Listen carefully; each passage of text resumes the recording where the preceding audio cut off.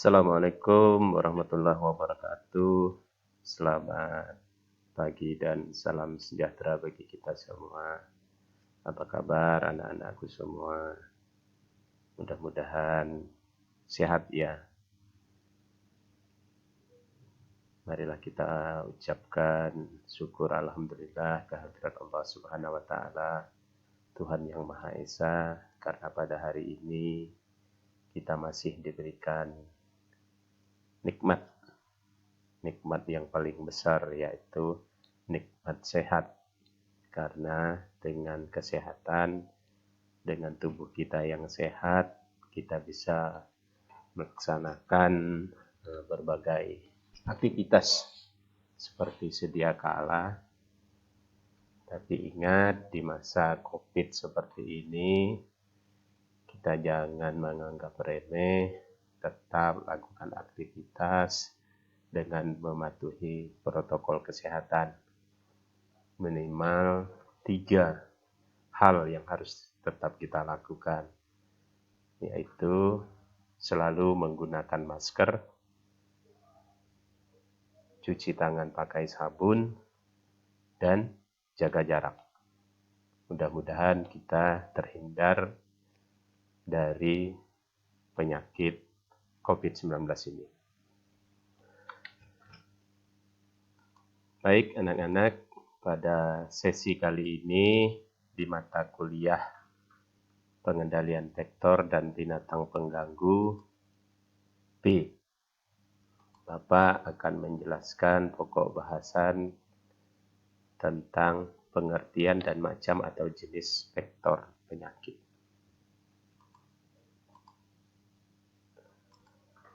Pengertian vektor penyakit. Pengertian vektor. Menurut Permenkes RI nomor 374 tahun 2010, dijelaskan bahwa yang dimaksud dengan vektor itu adalah arthropoda yang dapat menularkan, memindahkan, dan atau menjadi sumber penular penyakit terhadap manusia. Arthropoda mungkin masih ingat di mata kuliah sebelumnya, yaitu mata kuliah entomologi, sudah dijelaskan. Arthropoda itu adalah kelompok atau golongan binatang atau hewan yang mempunyai ciri tubuh berruas-ruas atau bersegmen-segmen. Filum Arthropoda ini salah satunya yang paling terkenal yang terkait dengan penularan penyakit atau vektor itu adalah kelas Insecta atau serangga.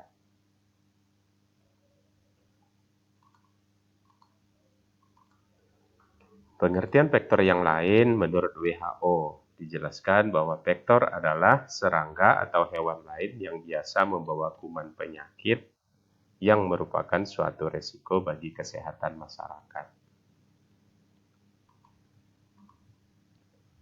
Banyak pengertian lain juga seperti yang disampaikan oleh Iskandar.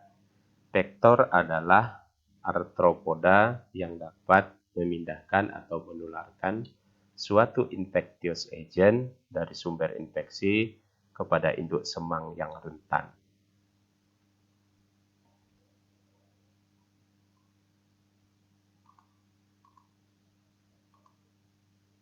Pengertian yang lain menurut norma ini pada tahun 2010.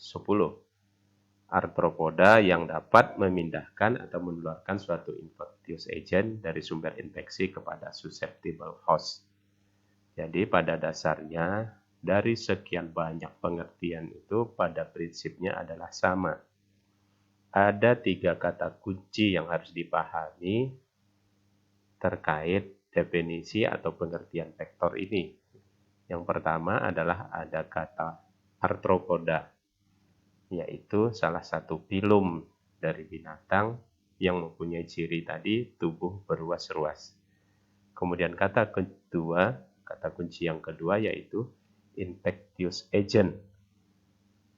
Infectious agent itu artinya adalah agent atau bibit penyakit yang sudah dalam tahap infected atau siap menginfeksi.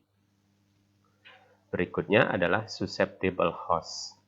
Host itu adalah induk semang. Umumnya bisa manusia atau binatang.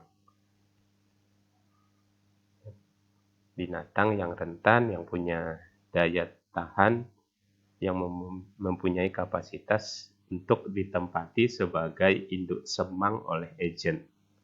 Sehingga nanti bisa ditularkan kepada manusia atau binatang lainnya.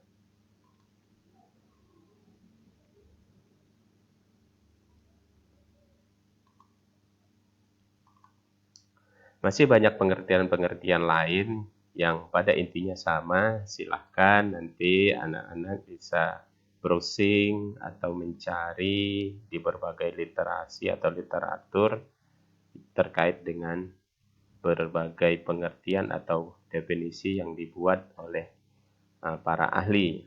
Di sini nggak perlu saya bacakan secara keseluruhan, tapi nanti Anda bisa mencari sendiri di berbagai literatur, baik jurnal, buku, artikel lainnya yang terkait dengan apa itu vektor atau vektor penyakit. Berikutnya adalah pengertian binatang pengganggu.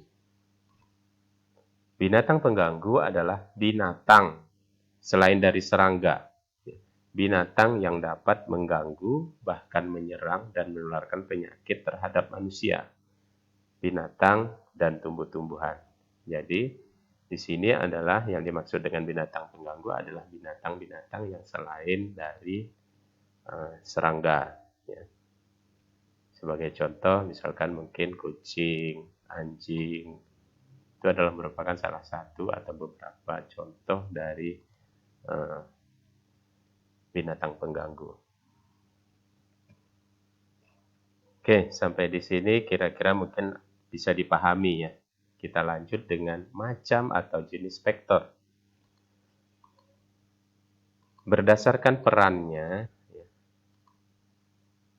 vektor itu terbagi menjadi 4 macam. Yang pertama adalah main vektor, yang kedua primary vektor, ketiga secondary vektor, dan keempat suspect vektor. Kita bahas satu persatu untuk kita pahami apa yang dimaksud dengan main vektor. Main vektor itu adalah vektor yang dimanapun ia berada, ia tetap berperan sebagai vektor. Jadi mau dia ada di Singkawang, di kota Pontianak, di Ketapang, di Kapuasulu, dia punya peran yang sama. Kemudian yang kedua, primary vector. Primary vector itu artinya adalah vektor yang bertanggung jawab penuh dalam menularkan penyakit di suatu daerah atau wilayah. Artinya di sini adalah vektor itu adalah merupakan vektor utama yang menularkan penyakit. Sebagai contoh adalah vektor penyakit DBD. Yang vektor utamanya itu adalah nyamuk Aedes aegypti. Sepintas pengertian antara primary vector dengan main vector untuk beberapa daerah itu mirip atau sama vektornya. Tapi untuk daerah-daerah tertentu atau penyakit-penyakit tertentu itu vektornya berbeda sehingga main vector dengan primary vector ini bisa dibedakan. Berikutnya yang ketiga adalah secondary vector. Vektor sekunder atau vektor yang turut ambil bagian dalam penularan penyakit atau kasus di suatu daerah atau wilayah. Contohnya kembali lagi misalkan penyakit DBD, ya, penyakit demam berdarah dengki. Primary vektornya atau vektor primernya adalah nyamuk Aedes aegypti, sedangkan vektor sekundernya itu adalah nyamuk Aedes albopictus. Begitu juga dengan penyakit-penyakit yang lain, itu pasti ada vektor primer dan vektor sekundernya yang berbeda spesies dari vektornya. Berikutnya adalah suspek vektor. Suspek vektor adalah arthropoda yang diduga bertindak sebagai vektor penular penyakit di suatu wilayah atau daerah. Jadi ini adalah vektor yang masih diduga, terutama untuk daerah-daerah yang tertular penyakit baru. Penyakit tular vektor baru yang selama ini sebelumnya belum ada. Sehingga vektor ini baru diduga, sehingga ada tindakan atau kegiatan lain seperti survei penangkapan vektor untuk memastikan apakah vektor itu benar-benar sebagai vektor primer atau vektor sekunder dari suatu penyakit tular vektor. Kemudian macam jenis vektor yang lain adalah vektor mekanis dan vektor biologis. Ini dari sisi penularannya. Apa itu vektor mekanis? Vektor mekanis adalah suatu vektor yang hanya berperan sebagai perantara atau memindahkan bibit penyakit dari sumber kepada orang yang rentan. Jadi benar-benar hanya berfungsi memindahkan saja, tanpa ada proses apapun yang terjadi di tubuh vektor. Sementara vektor biologis adalah vektor sebagai perantara setelah bibit penyakit atau infectious agent mengalami pertumbuhan dan atau perkembangbiakan di dalam tubuh vektor. Jadi ada proses yang terjadi di dalam tubuh vektor sebelum vektor itu menularkan penyakit. Vektor biologis ini terbagi menjadi 3, yaitu propagatif, siklopropagatif, dan siklodevelopmental. Apa itu propagatif? Propagatif adalah bibit penyakit di dalam tubuh vektor mengalami perkembangbiakan atau memperbanyak diri. Jadi bibit penyakit di dalam tubuh vektor itu memperbanyak diri. Contoh penyakitnya adalah demam berdarah, salah satunya. Kemudian siklopropagatif. Siklopropagatif adalah bibit penyakit di dalam tubuh vektor mengalami proses pertumbuhan dan perkembangbiakan atau memperbanyak diri sekaligus. Jadi bibit penyakitnya mengalami tumbuh dan kembang di dalam tubuh vektor. Penyakit yang umum terjadi dalam siklopropagatif ini adalah malaria, di mana Plasmodium, penyakit malaria itu di dalam tubuh nyamuk itu mengalami proses perbanyakan jumlah dan mengalami proses pertumbuhan. Berikutnya yang ketiga adalah siklodevelopmental. Bibit penyakit di dalam tubuh vektor hanya mengalami pertumbuhan saja. Jadi pada dasarnya di dalam tubuh vektor bibit penyakit itu hanya mengalami pertumbuhan dari kecil menjadi besar. Proses perkembangbiakannya itu nanti baru terjadi di dalam tubuh manusia. Contoh penyakitnya adalah filariasis atau penyakit kaki gajah, dulu disebut dengan elephantiasis. Oke, jadi untuk sesi ini saya cukupkan sampai di sini. Jika ada beberapa hal nanti yang kurang dipahami, silahkan kirimkan pertanyaan, bisa lewat Google Classroom, bisa lewat WA, atau bisa juga lewat email ke Bapak. Demikian sesi ini yang bisa saya sampaikan.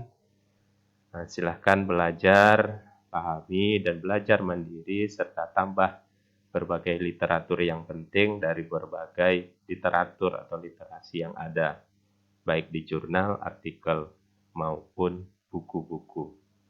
Demikian yang saya bisa sampaikan, kurang lebihnya saya mohon maaf. Saya akhiri, wabillahi taufiq wal hidayah. Assalamualaikum warahmatullahi wabarakatuh.